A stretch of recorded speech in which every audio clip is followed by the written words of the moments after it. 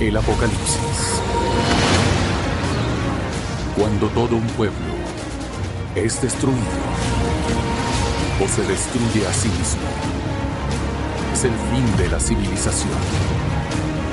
Para nosotros hoy, mientras hacemos nuestra vida cotidiana, apenas es algo que consideramos.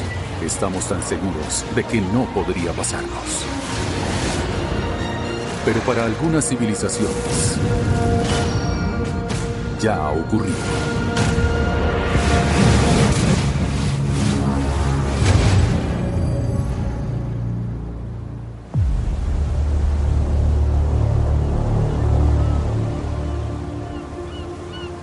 Durante miles de años, los humanos se han contado mitos y leyendas. Desde la batalla de Troya hasta la ciudad perdida del oro. Pero hay un mito que sigue infundiendo miedo. Una leyenda que nos llega de los antiguos griegos. El mito del rey Minos y el Minotauro. El rey Minos, soberano de una gran civilización en la isla mediterránea de Creta.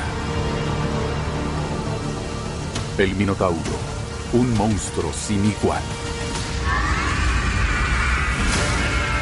Parte hombre, parte toro. Atrapado en un laberinto bajo el castillo del rey Minos.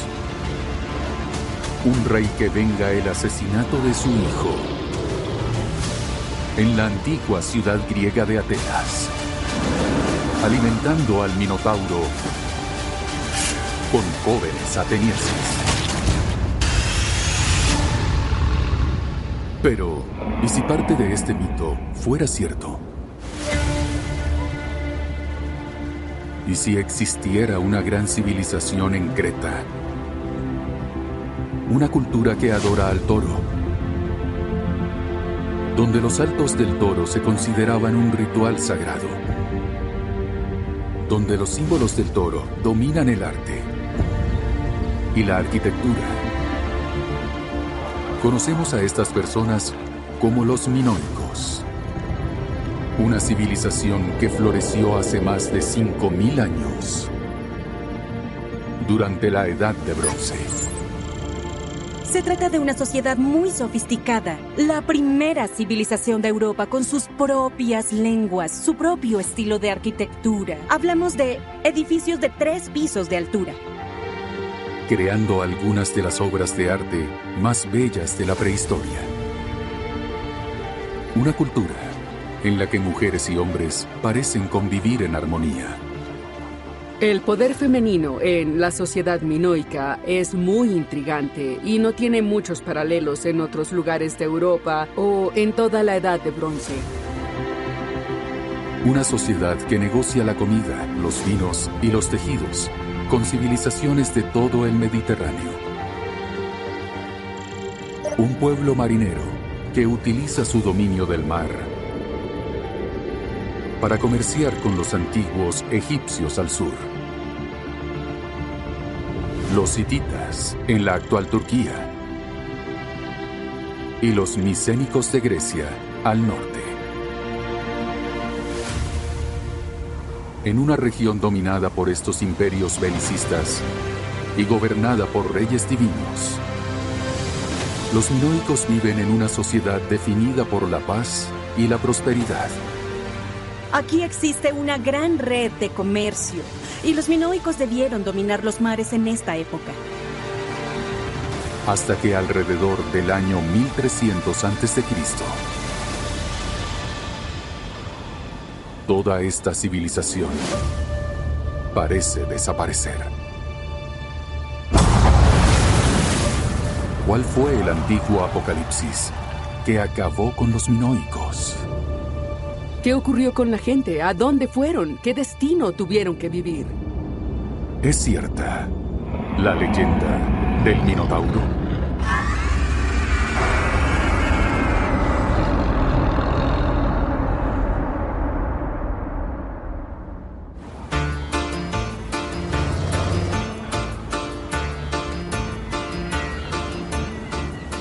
Creta es una de las islas más grandes del Mediterráneo.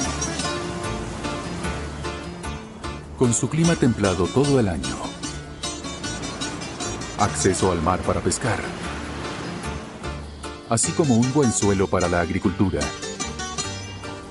No es de extrañar que la isla haya estado habitada por humanos desde hace más de 100.000 años. La posición de Creta en el Mediterráneo, cerca de Europa, Asia y el norte de África, la ha convertido en un centro de comercio durante miles de años. Y también en un objetivo principal para los invasores extranjeros que buscaban un punto de apoyo en la región. Hoy la isla es un popular destino turístico que recibe hasta 5 millones de turistas al año procedentes de todo el mundo. Pero se cree que, bajo las tabernas y los olivares, se esconde el germen de mitos y leyendas.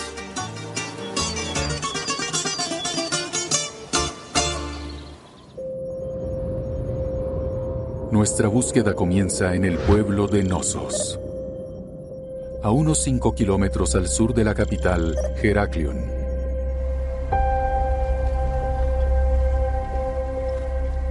Corre el año 1900 y el arqueólogo británico Arthur Evans comienza sus excavaciones en Knossos.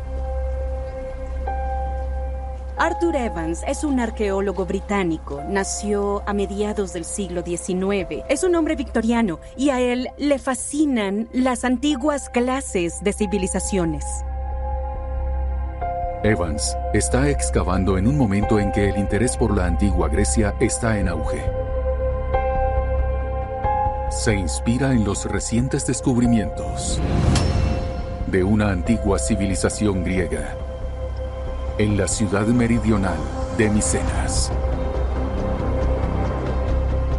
Conocidos como micénicos, estos grandes guerreros y comerciantes son considerados los antepasados de la antigua Grecia. Los descubrimientos datan los orígenes de la cultura griega antigua alrededor del año 1500 a.C. Así que cuando Evans recibe noticias de la isla griega de Creta, de que un lugareño ha descubierto unas ruinas en Knossos, se huele una oportunidad. Quizás pueda descubrir otra parte de la historia de la antigua Grecia y encontrar su propia fama y fortuna.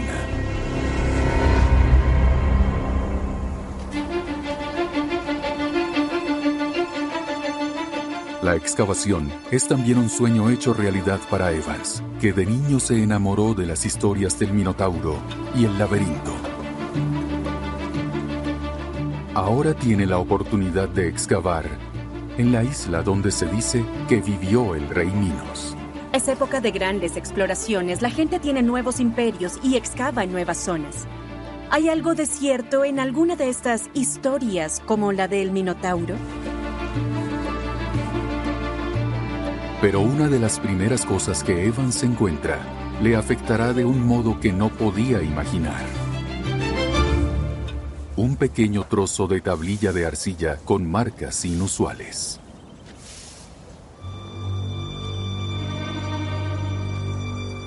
Evans observa detenidamente las marcas y decide que no pueden ser accidentales. Son demasiado regulares. Deben haber sido creadas por la mano humana. Quizás sean una forma de escritura.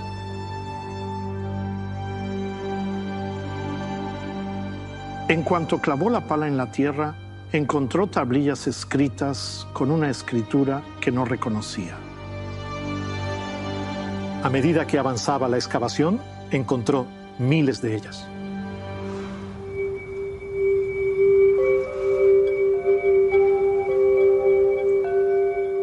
Es extraño encontrar tablillas de escritura de la Edad de Bronce. Se escribía en tablillas de arcilla sin cocer, que son frágiles. Pero las tablillas que Evans encontró habían sido cocidas.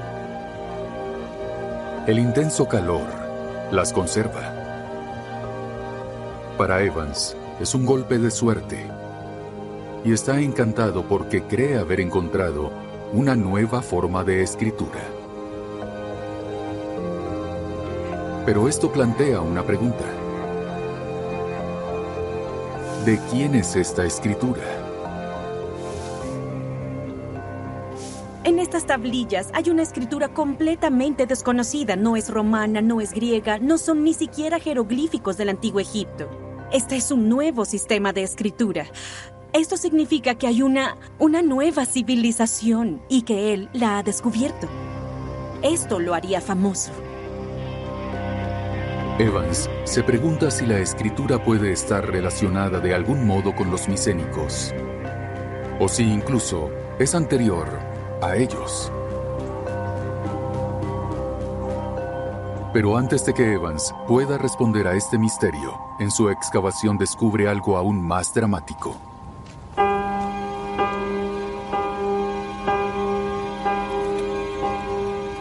Evans y su equipo descubren que no se trata solo de un yacimiento de tablillas de escritura, sino de la ubicación de un palacio ceremonial. Un palacio que se encuentra en el centro de un gran complejo. Lo que Arthur Evans descubre en Knossos es un enorme complejo palaciego. Estamos hablando de docenas de habitaciones, puertas que conducen a enormes almacenes. Tenemos una sala del trono con una silla en el centro. ¿Quiénes fueron las personas que diseñaron ese vasto edificio? Quiero decir, eran genios de la arquitectura. Este fue un nuevo estilo arquitectónico y, una vez más, la evidencia de una nueva civilización. Evans utiliza la cerámica que descubre en el yacimiento para intentar datar el complejo palaciego. Y cree que es anterior a los micénicos de la antigua Grecia. Buscando el mito del Minotauro, Evans encuentra el verdadero complejo palaciego de una de las civilizaciones más antiguas conocidas de la antigua Europa. Una sociedad que nadie sabía que existía. Una sociedad sin nombre.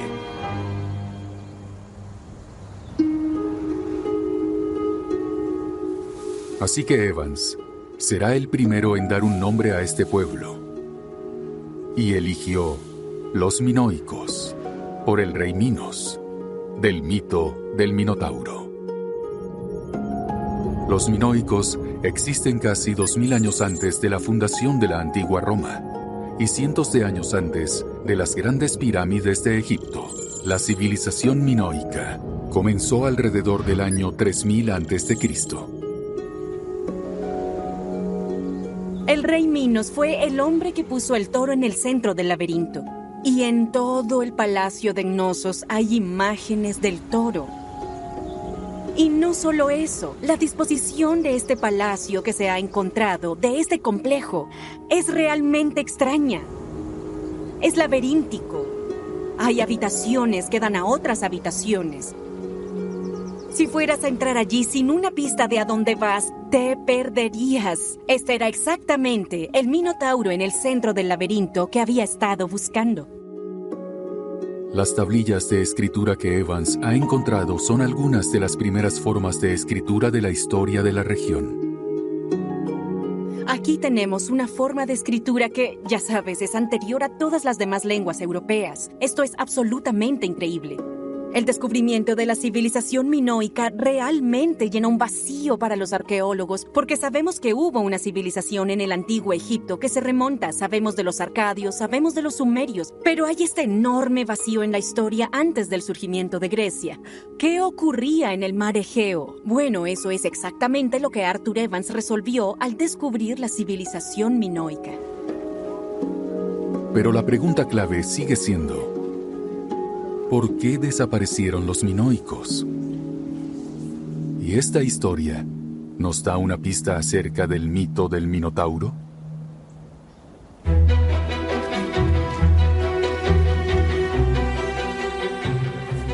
Durante las 2 décadas siguientes, Evans descubre una civilización sin igual.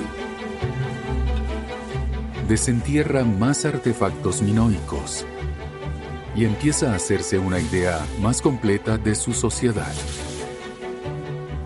Evans cree que la sociedad minoica gira en torno al gran mito del Minotauro, con estatuas y frescos que representan toros gigantes.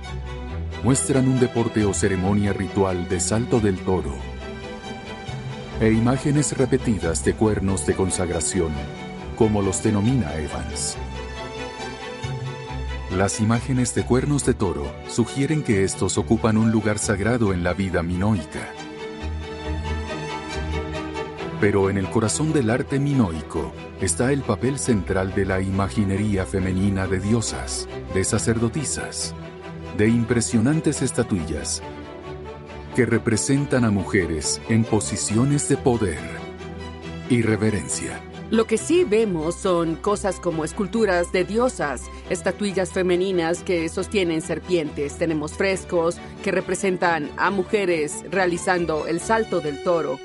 Lo que no vemos son representaciones de mujeres haciendo actividades más domésticas en el día a día. Y esto intrigaba mucho a Arthur Evans.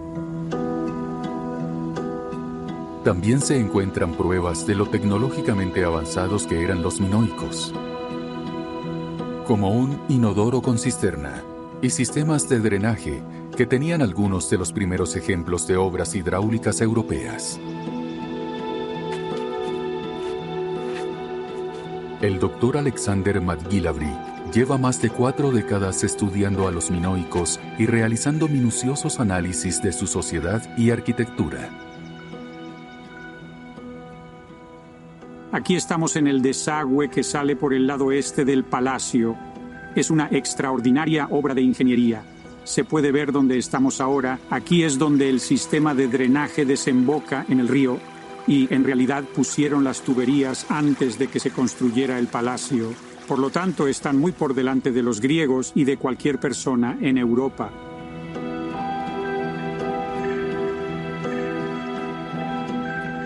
Cuanto más cataloga Evans los hallazgos, más descubre lo interconectados que están los minoicos con el resto del mundo de la época. No podemos subestimar la complejidad de las redes comerciales de la civilización minoica. Ejercían influencia e intercambios con civilizaciones de toda la Europa de la Edad de Bronce y de Oriente Medio. Tenemos pruebas de papiros y vidrio procedentes de Egipto, tenemos pruebas de otros materiales procedentes de lugares tales como Siria, pruebas de comercio con Grecia continental. Pero algo sigue eludiendo a Evans. Si los minoicos eran una sociedad tan avanzada, ¿qué les ocurrió? Con sus palacios abandonados alrededor del año 1350 a.C. y su gente desaparecida, ¿qué hace que una de las primeras grandes civilizaciones de Europa desaparezca de la historia?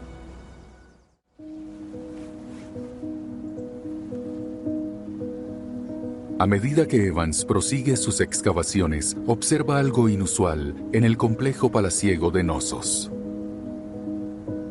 Encuentra cerámicas rotas y paredes destrozadas. Parece que el palacio no está abandonado, sino que partes del complejo se derrumban. Lo que intriga especialmente a Evans es la casa de los bloques caídos, como él la llama.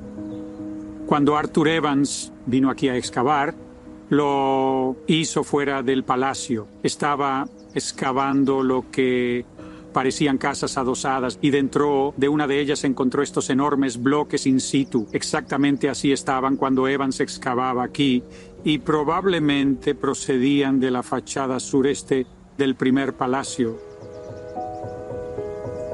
Entonces, ¿qué pudo provocar algo así? Una respuesta le llega al propio Evans en 1922 y de nuevo en 1926, cuando experimenta grandes terremotos.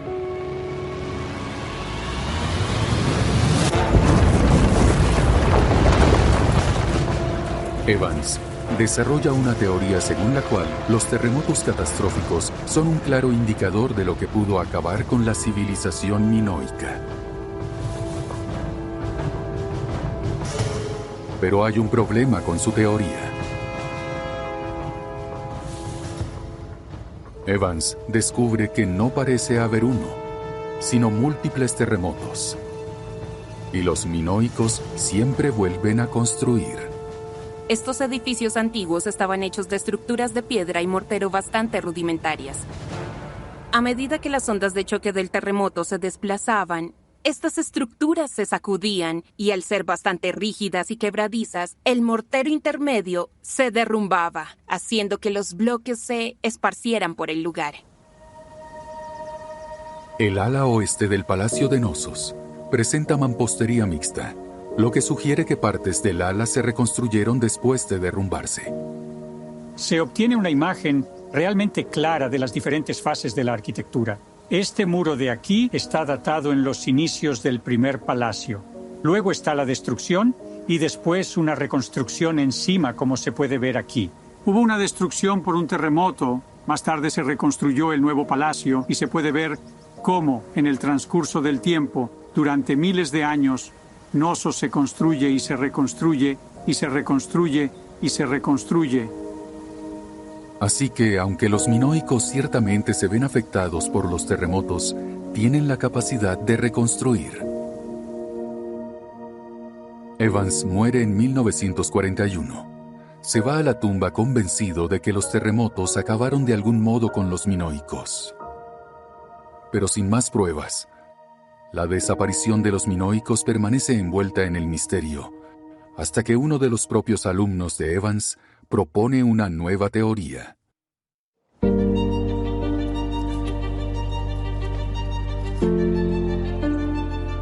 El Dr. Spiridon Marinatos tiene poco más de 20 años cuando conoce a Arthur Evans en la excavación de Knossos. Marinatos ya es un pez gordo en el mundo de las antigüedades, pues es el director del Museo de Heraklion, en la capital de Creta. Marinatos rechaza la teoría de Evans de que los terremotos fueron la única razón del fin de los minoicos. Lo que descubrió fue que algunos de los edificios y el complejo palaciego de Knossos fueron en realidad reparados. Se volvieron a colocar bloques, reparando todas las estructuras. También encontró evidencias de cerámica, lo que sugiere que la vida allí continuó después de terremotos importantes en la región. Ha encontrado cerámica fechada después de que Evans sugiriera que los terremotos azotaron Creta. Marinatos se ve influido por un descubrimiento que hace a pocos kilómetros de Knossos, en el puerto minoico de Amnisos.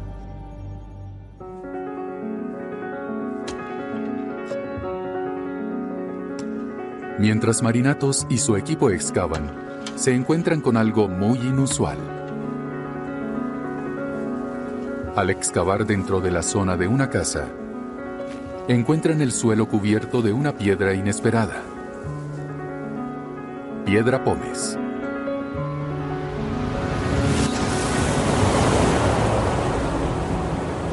La piedra pómez es una piedra que se crea cuando la lava volcánica entra en contacto con el agua y se enfría rápidamente. Pero esto hace que Marinatos se cuestione.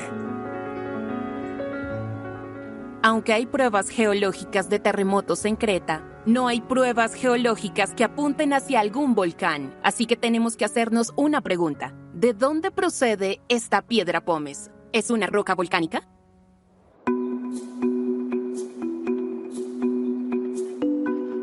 Una posible respuesta se le ocurre a Marinatos 20 años después. Él y su equipo están en otra excavación, 100 kilómetros al norte de Creta, en la isla de Santorini. En el centro de Santorini hay un volcán llamado Thera.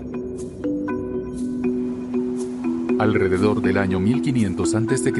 se sabe que Thera entró en erupción. y cubrió gran parte de la isla de ceniza volcánica.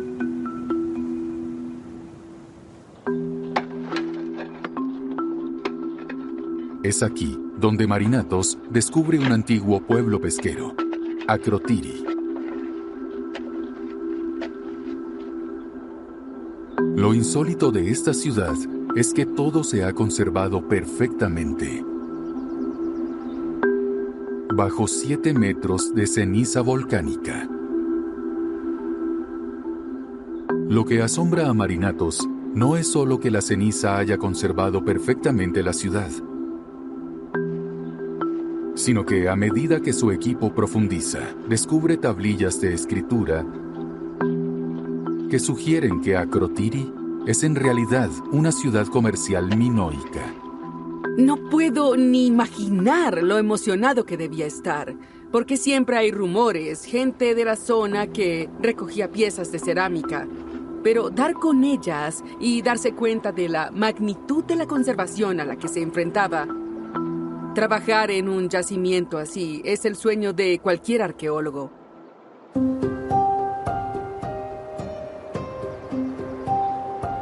Akrotiri es un puerto comercial que une Creta minoica con otras islas de la región y permite a los minoicos comerciar más ampliamente.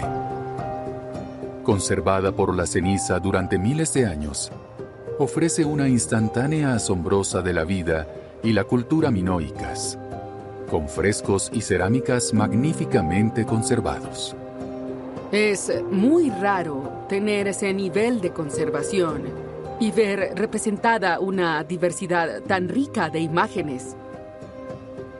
Hay un fresco de boxeo, un fresco de alguien sosteniendo efectivamente ramilletes de peces que provienen de las riquezas del mar, pero también hay imágenes abstractas, líricas, realmente extraordinarias, de monos corriendo por una pared, golondrinas y lirios con el telón de fondo de la isla volcánica montañosa que era Thera. Murales tan frescos como el día que fueron pintados, vívidos y muy vivos. No han cambiado desde el momento en que se fueron los últimos habitantes. Akrotiri también ofrece una visión asombrosa de la interconexión entre los minoicos y los pueblos de la Europa de la Edad de Bronce. Muestra cómo los minoicos y otras civilizaciones dependían de los pueblos comerciales en torno al Mediterráneo para conectarse con el resto del mundo.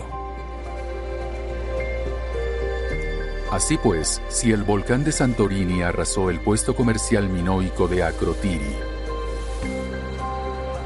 Marinatos especula que la erupción de Thera es la razón por la que encontró piedra pómez volcánica en Creta. Quizás el volcán de Santorini sea la clave de lo que les ocurrió a los minoicos.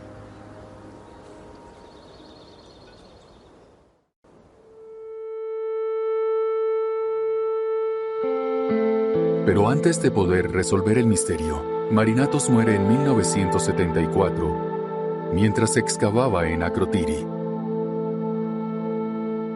Y pasan otras 2 décadas antes de que se aclare la conexión entre el volcán y los minoicos.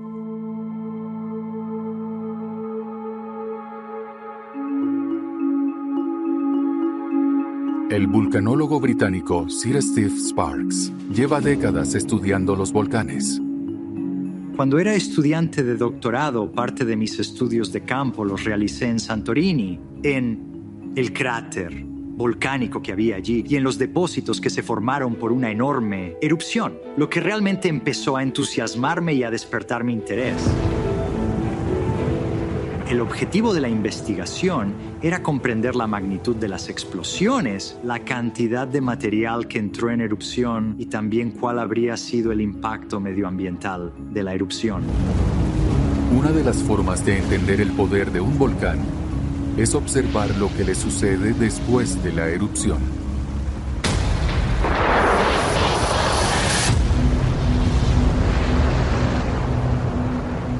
Cuando los volcanes entran en erupción, expulsan ceniza y lava,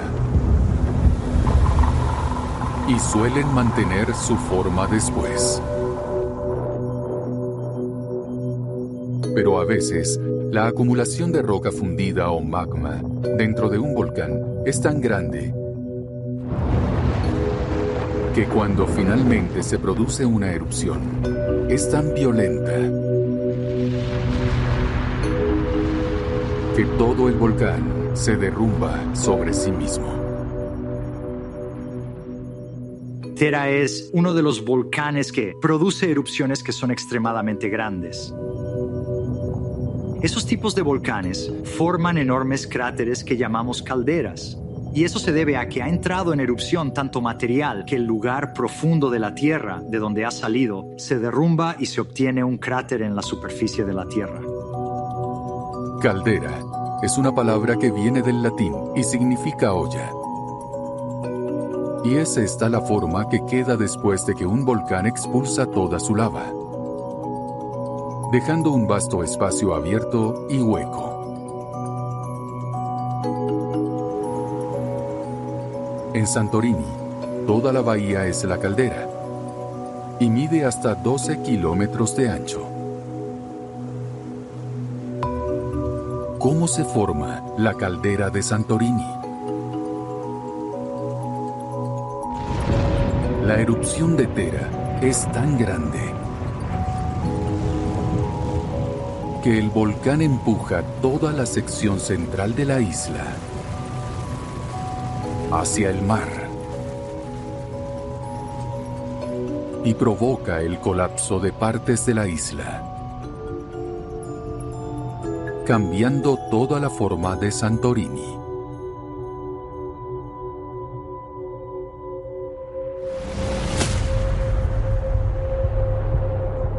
Sparks cree que si la erupción es tan grande como para crear una caldera tan vasta en Santorini, entonces la erupción de Tera es una de las más poderosas de la historia de la humanidad. La erupción de Tera fue probablemente unas 30 o 40 veces mayor que la erupción del Vesubio en el año 79 después de Cristo. Esto significa que la devastación y el impacto fueron a una escala mucho mayor. Es una de las mayores erupciones de la Tierra en los últimos 10.000 años. Entonces, ¿qué efecto pudo haber tenido la erupción de Tera sobre los minoicos?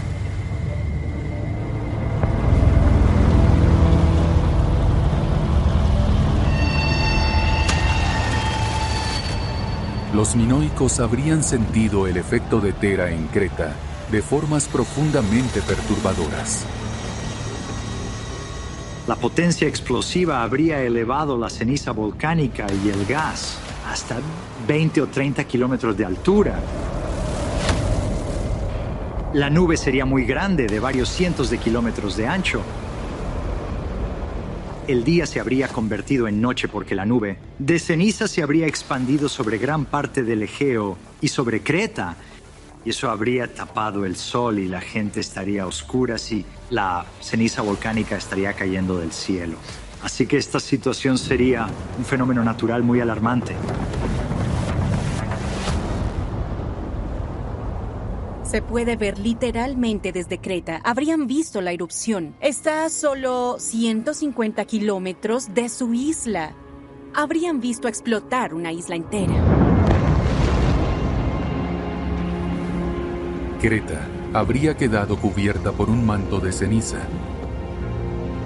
Y no solo los minoicos tendrían que enfrentarse al efecto físico de la erupción. El cielo está oscurecido por la ceniza y se puede ver fuego saliendo del mar. Debió ser aterrador. Probablemente hizo que te cuestionaras todo. Para ellos pudo haber sido una maldición de los dioses. Pero es lo que viene después de la erupción y la nube de ceniza lo que tendría el efecto catastrófico más inmediato.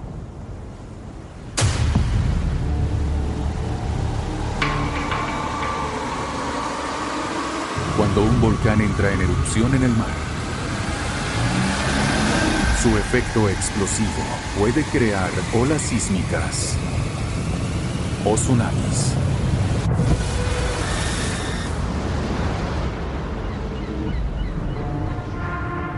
Cuando se produce una ola de tsunami,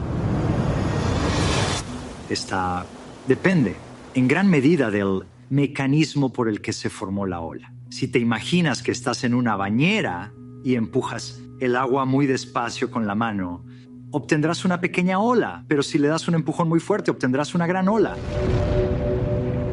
Y cuando un volcán colapsa sobre sí mismo, creando una caldera, como sucede con Tera, esto puede crear un tsunami realmente grande. A medida que se forma esta caldera, a medida que se forma este cráter, está hueco por dentro. Por lo tanto, explota, crea esta cámara hueca que se derrumba sobre sí misma.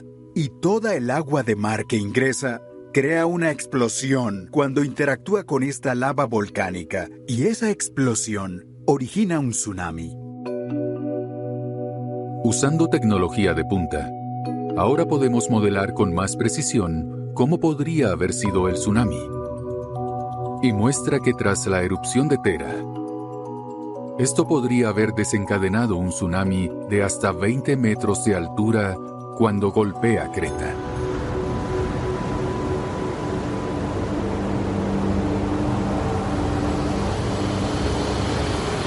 Lo que tienes que imaginar es cretenses mirando hacia el mar, preguntándose qué está pasando. Entonces oirán un sonido como el de un motor a reacción acercándose. Y a medida que se acerca no se detiene, porque la ola no solo tiene 20 metros de altura a lo largo de la costa norte, sino que también tiene 15 kilómetros de largo y no hay forma de dejarla atrás. Creta habría quedado devastada. Probablemente más de la mitad de la población minoica fue aniquilada por este tsunami. Pero hay un problema. El tsunami está fechado aproximadamente en 1560 a.C.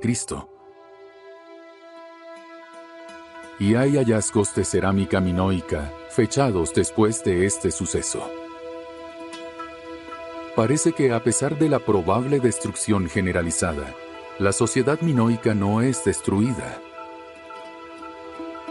Y la respuesta a qué aniquiló a los minoicos parece más elusiva que nunca.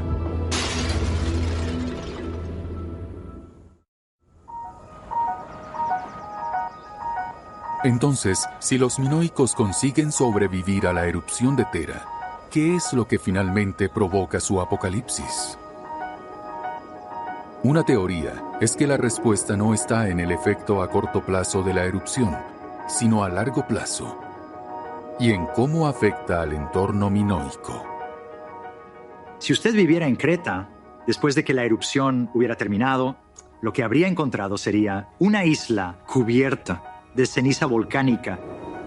La ceniza volcánica habría cubierto algunos de los cultivos, habría detenido la fotosíntesis y podría haber arruinado los cultivos. Así que nos encontramos con un paisaje muy devastador. Si tienes la suerte de sobrevivir a ese primer impacto, a las olas destructivas que literalmente arrasan todo a tu alrededor y no te ahogas, te encuentras con que el agua salada inunda tus cultivos, por lo que mueren. Tus animales se ahogan y no tienes medios para reconstruir tus rebaños. Tu casa queda destruida, los cursos de agua de los que dependías para beber se han contaminado y entonces tienes hambre y tienes enfermedades y tienes todos los males que vienen con un desastre natural.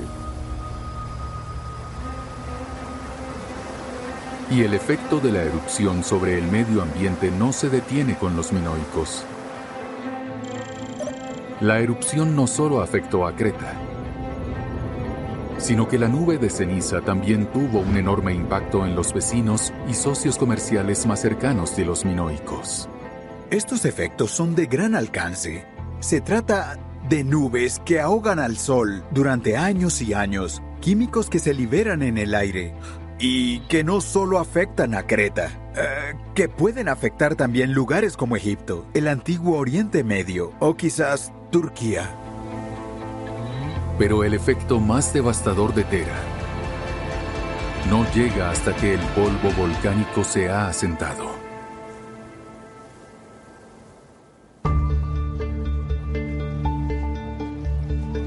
El comercio es la savia de la civilización minoica. Los minoicos, como todo el Mediterráneo en la Edad de Bronce, dependen de sus barcos para comerciar a través del mar.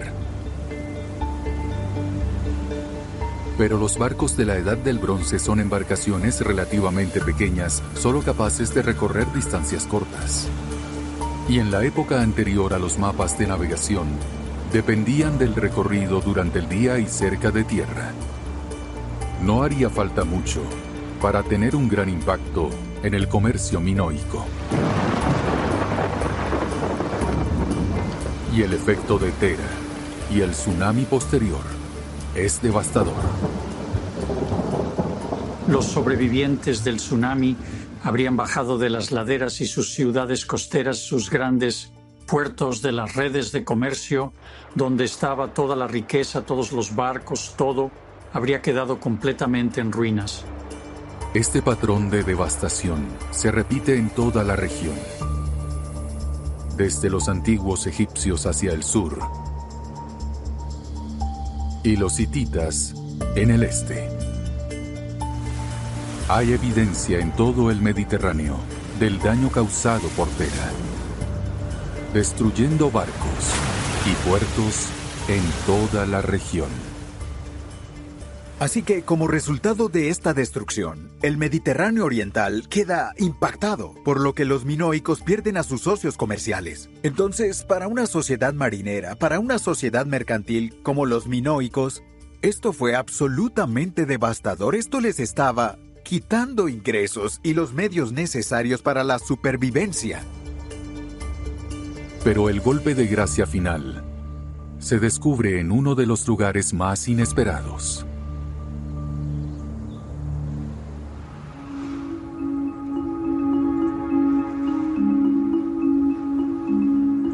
En 1900, Arthur Evans descubre tablillas de escritura a las que llama Lineal A. Pero también descubre otro guión que es diferente. Había algunas tablillas escritas de una manera diferente, así que nos dimos cuenta de que estaba lidiando con varios guiones y gradualmente, con precisión, dividió estos guiones en dos, en lineal A y lineal B. Llamadas lineales B. Estas tablillas no se pueden traducir durante la vida de Evans. Pero en 1952, el aficionado británico Michael Bendris, junto con el lingüista John Chadwick, descifran las tablillas. Lo hacen a través de un idioma utilizado en la Grecia continental llamado micénico, en honor a la ciudad de Micenas. Entonces, ¿cómo llega el idioma de Micenas a Creta? ¿Podría ser que los minoicos fueran conquistados por esta civilización vecina?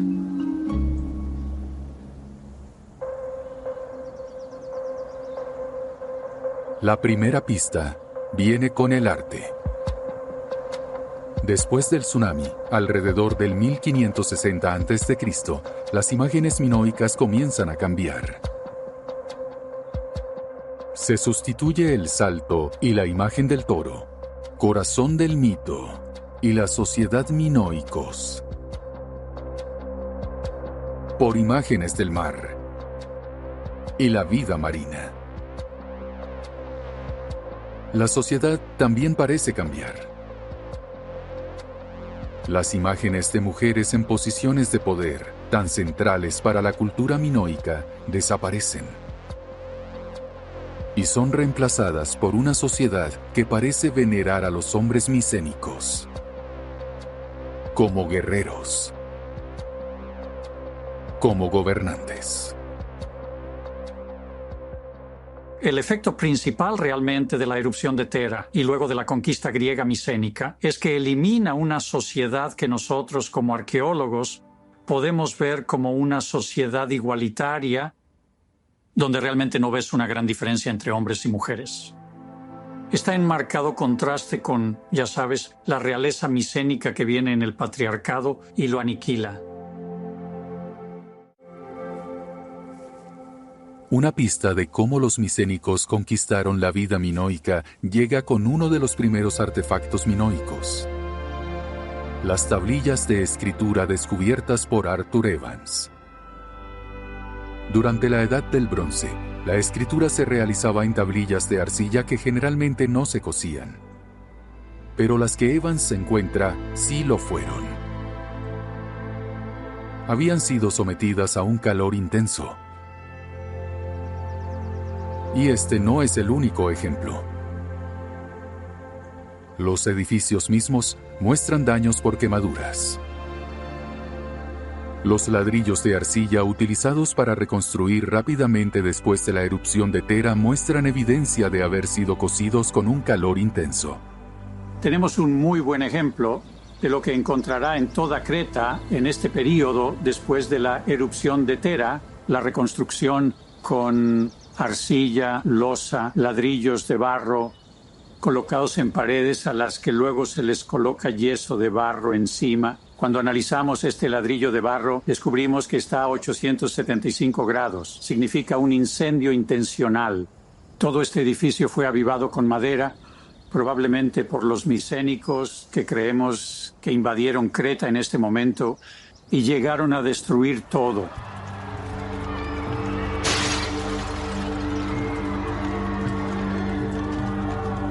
Se cree que los micénicos quemaron la sociedad y la cultura minoicas hasta los cimientos.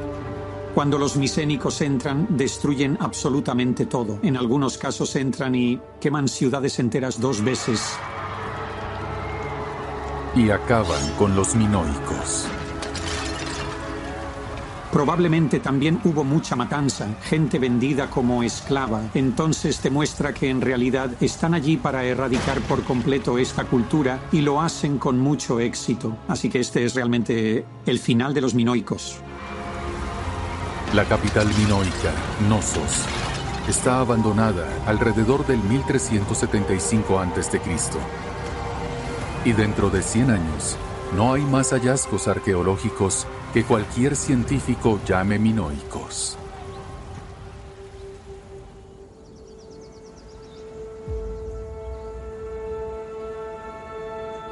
Devastados por la erupción de Tera,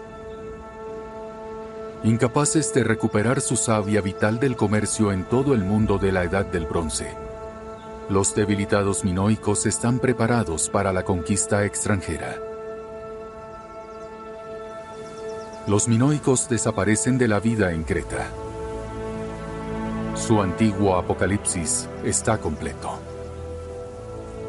Una nueva civilización extranjera, los micénicos, toma el control de Creta.